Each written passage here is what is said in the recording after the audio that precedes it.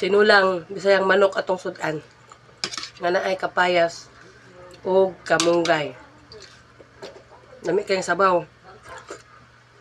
Ang lantap-lantap ang sabaw ani nga manok maigsuon kay dugay na kay ni siya nga kuan gisagol sa sunoy unya wa gyud siya nangitlog, wa gyud siya nagpakita sinyalis nga mangitlog siya.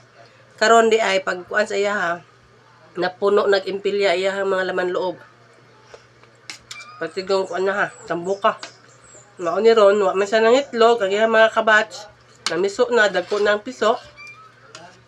Siya wa gyud. Wa itlog sa gamay nga makita sa iyang taguangkan pag kuan niya. Pag lapa. Mao ni atong gisud-an aron makabawi ta sa lawg. Sa kuwag ning manghod nga manok mga igsuon. Nya ako lang sunoy mayang gihimo ani kuan ba. Di pauban niya sa kuang sunoy. Man siya nang man siya nang itlog di ihawon na lang para masudan pa. Lami kayong sabaw gyud.